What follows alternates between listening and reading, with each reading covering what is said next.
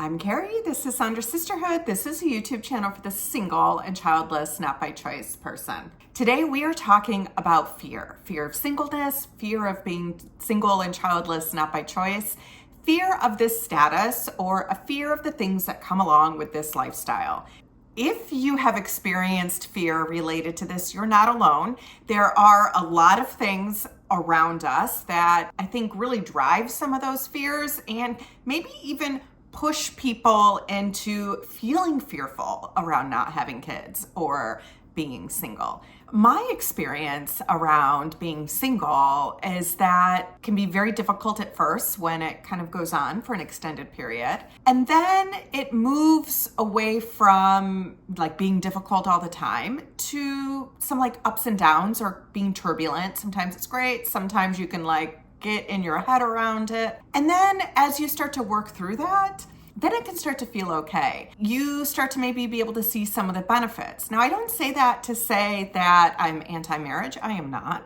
I'm anti-relationship. I am not that either. I think I am anti-crappy relationship or anti-relationship that isn't shining my light brighter. Not that I think it's not important to weather the storms in relationships, to have reasonable expectations in relationships. What I mean by that is I don't think a relationship is the end-all be-all and that it's worth more than your sense of self and finding out who you are and being who you truly are. I don't mean that in terms of absolutes.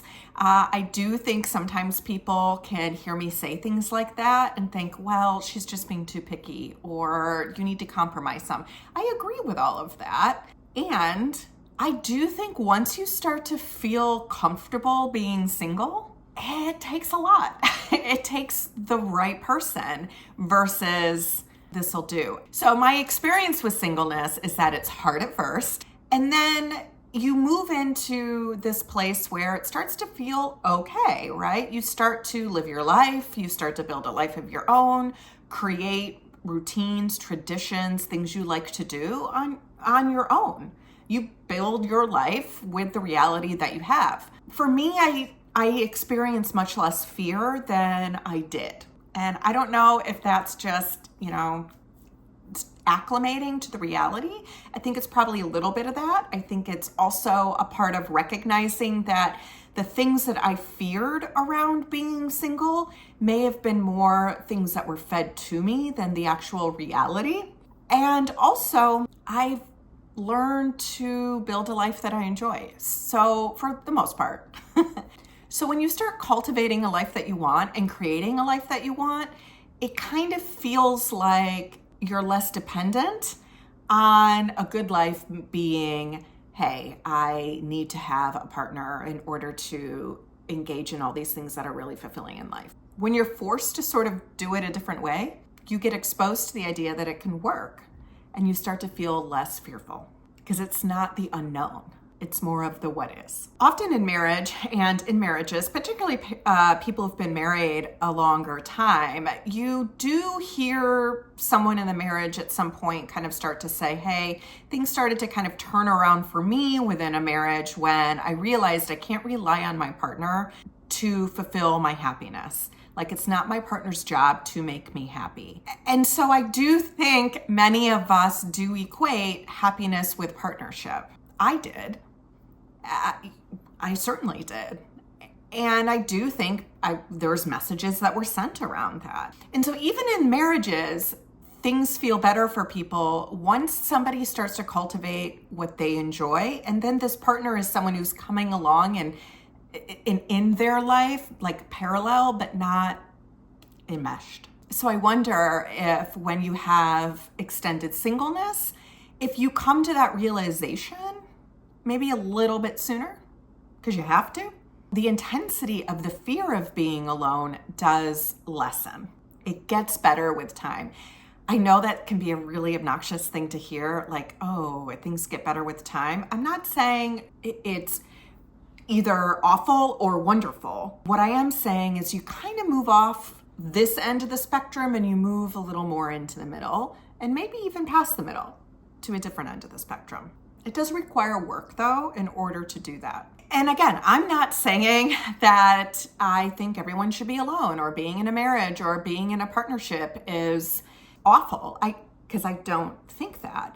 We are a communal species. We are meant to be social. We are meant to have connection. Being alone isn't really great for our psyche long term. But I do reconceptualize what being alone is. I don't subscribe that being alone means being single. That helps me feel less fear around it.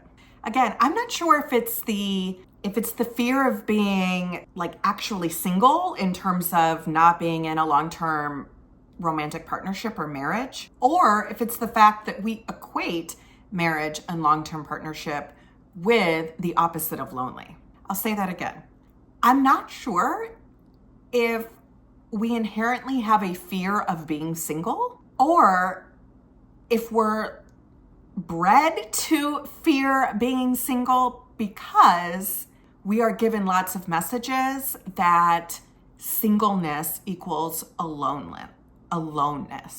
And they are not the same thing. It's kind of like womanhood is the same thing as motherhood. No, it's not. Singleness is not the same as loneliness. But we grow up in a world where people do conflate those things. So I remind myself, singleness is not the same as loneliness. For me, in fact, the idea of maybe when I'm older and retired, like living in a community, maybe getting a beach house and having like other roommates nearby, or a community on the beach where I'm around other people, that sounds pleasant to me. That sounds like something I may want to go after. That sounds appealing to me. I don't picture myself as alone when I'm older, even if I'm single. And really trying to deconstruct that concept does help with fear. I know I've said that a couple of times already, but it's a really important point. Deconstructing the way that we conflate singleness with aloneness. And so when we do that, we sometimes then have this fear around singleness, but it's not the same. So I recently read the book Platonic by Marissa Franco, or listened to some podcasts around it and read half of it. It was also the book for our most recent book club, so you can watch that discussion around it if you'd like. I'll put that video description either at the end of this video or in the comments. Not in the comments, but in the description. But she talks a lot about the need to cultivate friendships and to do things in order to cultivate friendships. And really, she talks about disentangling relationship from strictly being a romantic relationship, or even love from just being a romantic one. That we actually have different types of relationships that fulfill different things in us. She talks about most people want friends. And one way to go about acquiring friends and feeling less alone, if you have the fear around that, is to go to places where other people are, one, but oftentimes it's these repeatable places, the third place, home and work is typically 1 and 2, and then generally trying to cultivate a third place where you go, where it's repeatable and the same people kind of cycle in and out of there, so you have more opportunities to get to know somebody or say hi to somebody. Sometimes that's coffee shops, sometimes that's the gym, the dog park, like things like that, and trying to add more of those into your life. So if you are having a fear of singleness, think about something like that. So while this video isn't necessarily about tips for finding friends, it does help me to remember that there are some things that I can do to decrease the likelihood that I'm going to feel alone. And when I feel like I have some power or control around something, it does reduce my fear around it. Essentially, we can still impact the outcome of it. In my situation, I really can't impact the outcome of whether or not I can have kids biologically, but I can impact the outcome around surrounding myself with people or cultivating a community around me in which I feel connectedness. Not saying it's easy, especially when you're used to people maybe not understanding your lifestyle or understanding the way that you live your life. I'm not saying it's easy. It is one of those things, though, where dip your toe in and just go a little bit further each time and see if that helps. I also think anxiety and fear get conflated in these situations. And I only say this because I think it's true, but also for me, I feel like there are more specific tools that I can pull out for anxiety. And I do try and remind myself that I am likely feeling more anxiety, more anticipatory worry than like fear, right? And when you can identify something correctly, then the tools that you use might be different and more effective. Like, for example, if I know I have to like nail a nail into the wall, I might have a wrench in front of me and a hammer in front of me. And if I use the wrench, I'm gonna have a much harder time making that problem better. Whereas if I pull the hammer, it's much easier to put that nail into the wall. Hopefully you didn't lose me there. Let's define anxiety and fear. And I'm going to look at my notes for this because I'm quoting and want to make sure I get it right. But according to the Merriam-Webster dictionary, anxiety is an apprehensive uneasiness or nervousness, often about an impending or anticipated ill. It can also be defined as a mental distressing concern or interest, or a strong desire mixed with doubt or fear. When I think about fear of singleness, I definitely relate to that definition. And Merriam-Webster defines fear as an unpleasant, often strong emotion caused by anticipation or awareness of danger. Now, the American Psychological Association also has a comment on the difference between the two, and I'm going to put that out there too. Anxiety is not the same as fear, but they are often used interchangeably. Anxiety is considered a future-oriented, long-acting response broadly focused on a diffuse threat, whereas fear is an appropriate, present-oriented, and short-lived response to a clearly identifiable and specific threat. So what they mean by that is, like, I have like an irrational fear, I don't know if it's irrational, around tornadoes. There's no threat of a tornado today. And if I all of a sudden start to like get triggered of my fear of tornadoes, that's actually me experiencing anxiety about a tornado. Now, if there's a tornado warning and I'm now worried about a tornado, that's probably fear because it's more of an impending thing that's happening.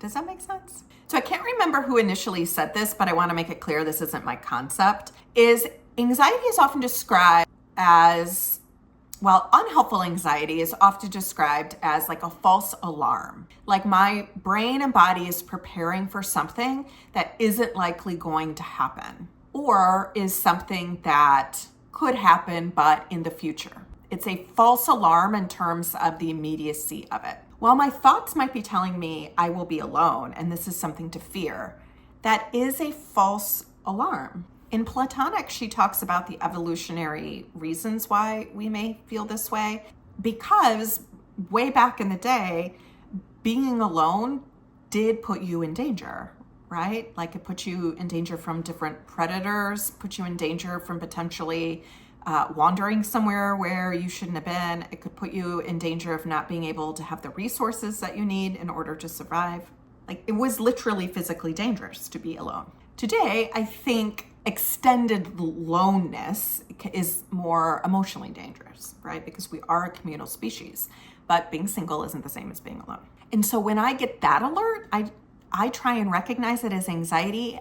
So then I know what levers I can push in order to change the outcome. It's kind of like when the batteries run low on your smoke detector. You get like a beep that tells you, hey, you need to change these batteries out, otherwise it could be a problem in the future. I try and think of my anxiety around aloneness is similar to that. Like it gives me a little bit of anxiety, so then it can help push me into doing things to involve myself in more community.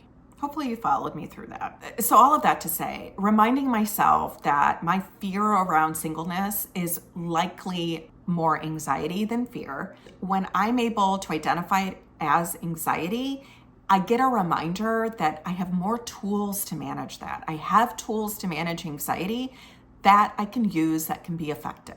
Now, having said all of that, it's also okay to have anxiety around the things that you don't want to have happen. We just want to keep it at a level where we can use it to help us take action versus we start to get paralyzed around it. When I talk with clients, I talk about anxiety as a bell curve where not enough anxiety isn't good.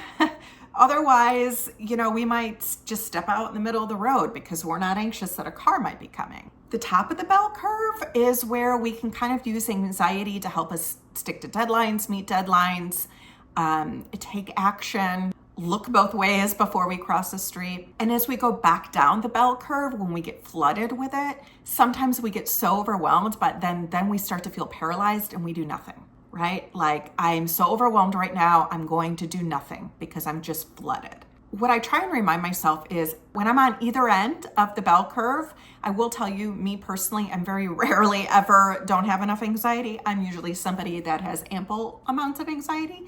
I try and shove my ass back up the hill to the top so I can harness it and use it to my advantage more. And remember, taking action doesn't have to be this big momentous thing. It can be small steps. I think it's James Clear that kind of talks about the 1% rule. Like when I'm at the gym, maybe I'm going to say hi to somebody. Or when I'm at the dog park, I'll make eye contact with somebody and say hi. Some of these will translate over to romantic relationships if that's also what you're looking for, or you're open to that too. All right, before I close this video though, I do want to say a little bit more about the concept of the idea that maybe our fear around singleness or anxiety around singleness is driven by societal messages. We're given subtle and not so subtle messages that happiness is found in somebody else, it's found in a relationship, it's found in a different label. We talk about soulmates, love of our life, and then if somebody isn't in a marriage or a relationship, particularly past a certain age, there's a lot of negative stereotypes. There's a lot of negative vocabulary that's out there that we all absorb. Even if we don't want to, we're absorbing it. We get messages not only related to the vocabulary and the words that we use, but like the government kind of sets it up too. There's tax breaks for partnership. There's tax breaks for parenthood. They give people certain benefits when you are in those institutions. I'm not anti those things.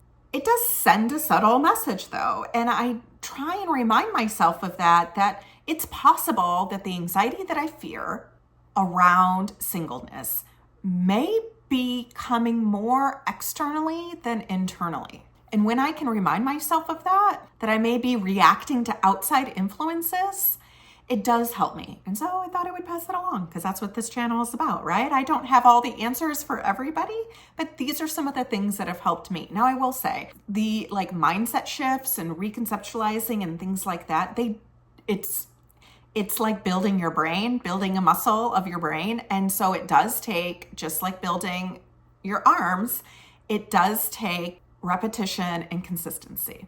So those are my thoughts around fear and singleness or not being in a marriage. So if you want some more specific tips that I talked about that are inspired by and come from the book Platonic by Dr. Marissa Franco, you can watch that video. I will put it in the description. Also, if you like podcasts and maybe you want to listen to a little bit more on it, the podcast that I listen to that it just kind of solidified and connected for me is the podcast is The One You Feed, and it is the one where Dr. Marissa Franco is on it. And the title of that podcast is How to Overcome Loneliness Through Platonic Relationships. So I just picked it up. I saw it on Apple, so you can find it there. I think it's like 35 minutes. She does a really good job explaining things in a really easy to understand manner and is pretty easy to listen to. Let me know your thoughts about fear in the comments below. And also let me know about any additional topics that you would like me to talk about in future videos. I hope you have a great rest of your day.